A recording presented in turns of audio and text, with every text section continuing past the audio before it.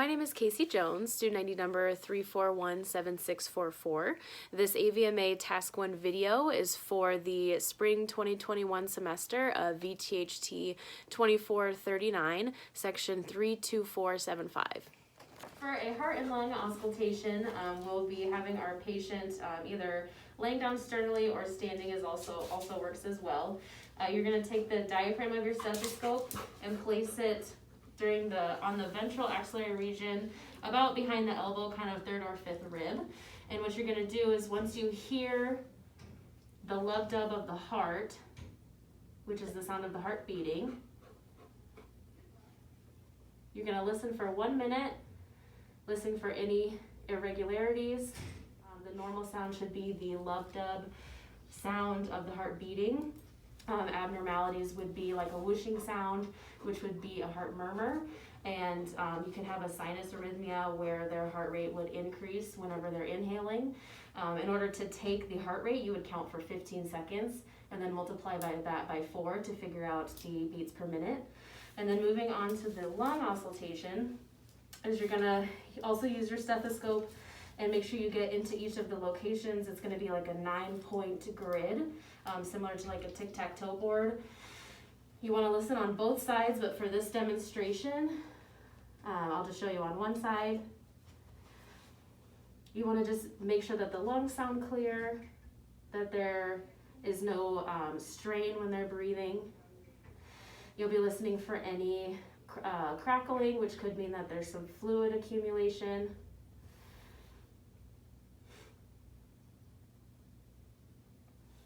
Or you could hear like a high-pitched wheezing sound, which could mean that the airway is obstructed as well. To properly use a rabies pole for restraint, the idea is, assuming that the dog is reactive or aggressive or even rabies positive, you'd want to come from behind in order to slip the noose over their neck, and always maintain behind them so that you can get the proper hold around them. So coming from behind the dog, you'll make sure the noose is nice and loose to then be able to place around their head. And then you want to tighten it, making sure to keep up tight to the base of the skull so that we're not down lower on the neck, which could restrict their airway. And then you can rotate it to tighten it and keep it locked in place. So now I have control of his head and his body, and you always, if you're directing the dog, you want to stay directly behind them again so that you can lead them into the area. And then to release, I will unlock it and loosen the noose and slip over their head. To properly clean and disinfect a kennel, we're going to take out some of the dirty laundry that's in there. And in our clinic, we use our trifectant disinfectant cleaner that you want to make sure you spray on all of the surfaces, top, sides, the bottom, and even the kennel grate and the door, and making sure to get the latch. And then this requires a sitting time of 10 minutes. Now that it's been 10 minutes, we're going to start wiping down the inside of the kennel, ideally at first with the top portion, and then working our way to the sides, and then hitting the bottom part last, because as we've been sitting there with the disinfectant on it, most of the debris and the cleaner's been settling down to the bottom, so we'll get that part last. And then we'll wipe down the surface of the door, making sure to get each of the bars.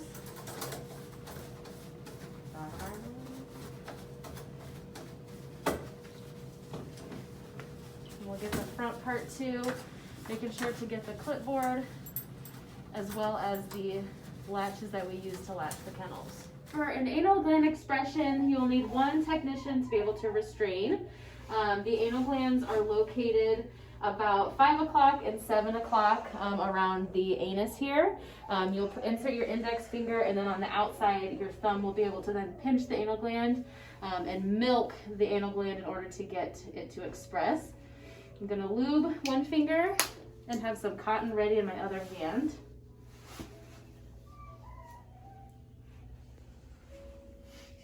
And you'll insert your finger, and once you find the gland, you'll start to kind of milk it, trying in a few various directions. until you get them to express, and you'll feel the gland release. And you'll want to make sure that you get at both sides. And then once you're finished, you'll wipe off. We'll dispose of the glove, and then you want to make sure that you use a good smelling cleaner to then wipe off the rectum so that we are not leaving the patient with an odor. To apply a topical medication on a cat, we're going to apply this Advantage Multi medication on Clyde here. We're going to part the hair on the shoulder blades kind of higher up on the neck so that the cat cannot go turn around and lick at the location where we administered the topical.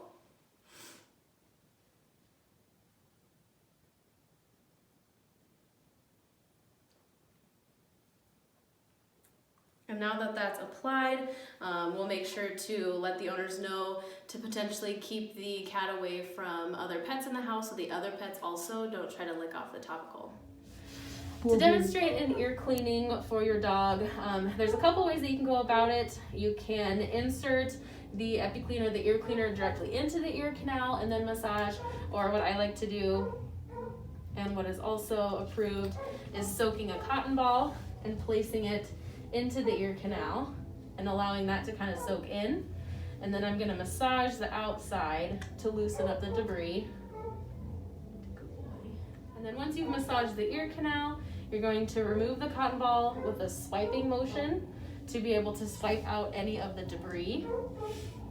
I'm going to insert another piece here to again wipe out with a wiping motion without trying to push the debris farther into the ear canal. And you want to continue this, whether that's adding more ear cleaner or using the dry to wipe out what is the residue. You want to continue inserting and massaging until the cotton ball is more clear and shows that there's no debris coming out. The next step would be to add some ear cleaner to a cotton tip applicator and being able to use that into the crevices of the ears and really being able to get down into the bottom of the ear canal. And again, you want to swipe up with the ears with the cotton tip applicator so that you're not pushing the debris farther into the ear canal. And then after we've done some of the crevices, you can also then use a soaked cotton ball to then wipe the external ear canals to make sure that we get anything clear out of the hair. And then to administer the ear medication, if it's a multiple use medication that you'll use periodically throughout the day or throughout the week, you want to make sure that you don't touch the tip of it into the ear canal so that you don't contaminate the tip of the medication. But you would hold the ear up in the upright position, and then without necessarily touching the tip into the ear canal, I got my drops in there. I'm going to keep the ear upright so that the medication doesn't fall out, and then kind of massage out into to get the medication to dispense into the ear canal. To clean a cat's ears, it's going to be very similar to cleaning a dog's ears. You can either administer the cleaner directly into the ear canal, or you can put it on the cotton ball as well. And then once it's in, you're going to want to massage around the ear to loosen up the debris.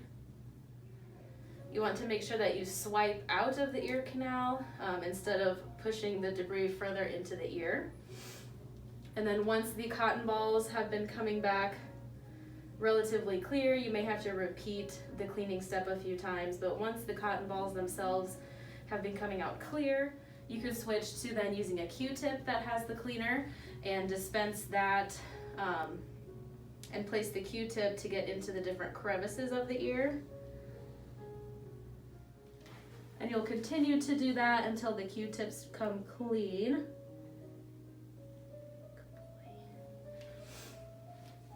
And then for medicating the ears, if it's a one-time application, it would be okay to necessarily touch the ear canal to the tip, but if it is a medication that you'll be using periodically throughout the week, you want to be mindful of not touching the tip into the ear canal.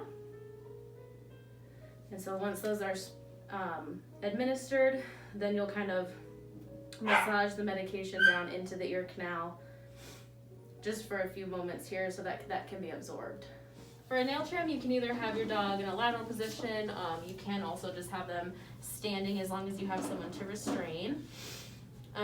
For dogs that have the lighter nails, you should be able to visualize where the quick is. It kind of looks like a tan or a pink through the clear nail. You're gonna trim the nails at about a 45-degree angle. And if it is a dog that has black nails or harder to visualize where the quick is, you'll just kind of slowly trim away until you can either visualize the quick. Sometimes you do get too close where you do quick them and they start to express blood from the quick that's in the nail bed. And for that reason, you would then have some cortisol or some means of stopping any of the blood from coming out. You can use it on a paper towel or on a Q-tip and just apply that directly to the nail bed. For nail trimming of a cat, it is similar to the dog where you want to identify where the quick is. Cats typically have clear nails or white nails that you can easily see the quick. All you would have to do is apply pressure to the top and the bottom of their toes to be able to extend their claw. You'll see the pink area and then the white area. And then the white area is where you'll then be doing the clipping, and you'll go through doing that to each foot. And if you do accidentally hit the quick, which is that pink area, it's always best to have the Clotazol available, an agent that will help stop the bleeding. You can use that applying a paper towel or even a Q-tip. For administering an oral medication, such as a pill tablet that owners would typically take home for their pets, while holding in a sitting position, your top hand here would hold the lips back kind of on the top of the jaw here behind the canines, and your other hand, while holding with your index finger and your thumb, you're going to use your middle finger to press down on their mandible to get their jaw to open, and then you're going to place the treat at the back of the tongue. And then you're going to close it.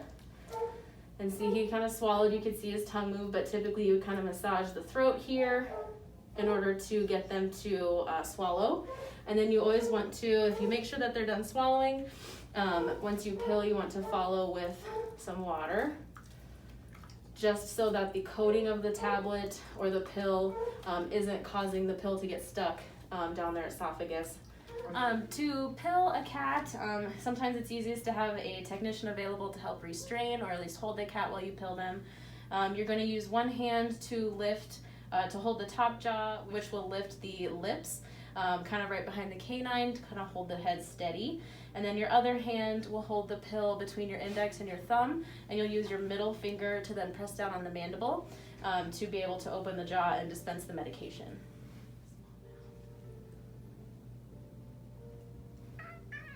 And then you're going to kind of massage the throat so that they get a swallow. And then you always want to follow through with some water so that the pill does not get stuck going down the throat. Hi Megan, I'm Casey. What are we seeing Axel here for today? He's got a rash on his right leg that's been there for about 3 or 4 days. About 3 to 4 days. Does he seem like he's bothering at the location? He's not bothering it at all. I just noticed it the other day when I was trimming his toenails. Alright. Where is it located on his leg? Just kind of on the back, just right above his wrist. Okay. Have you noticed the rash on any other locations? Nope, just that one spot there. Just on the one spot. Are we on any medications at home currently? Just some omega-3s. Okay. Any topicals or anything? Nope. Alright. Have we done any bathing? Has he been anywhere that you could think of that may have caused the rash? Nowhere in just the backyard. Any food allergies? Anything of the sort? Nope. What's his current food diet? He eats Purina, Proplan. And how much of that does he get a day? He gets 2.5 cups a day. Has he had a problem like this before? Any allergic reactions or any rashes that you can think of? He's had seasonal allergies, and he's been put on prednisone for that, but that is usually kind of over a larger area by his abdomen. This is the first time that he's ever had anything kind of on his front legs. Anything? Okay, just something more local. Do you have any other questions for the doctor today? Any other comments for the doctor today? Nope, that's the only concern. I am presenting Axel Hasty today. He's a 7-year-old neutered male American Bulldog. The owner said that she's noticing a rash on one of the right front paws that she noticed about 3 days ago. Not bothering at it, but it is pretty noticeable, and a little bit of hair loss as well. As far as any allergies, just some occasional seasonal allergies. No concerns, didn't get into anything, hasn't been anywhere abnormal to get this rash.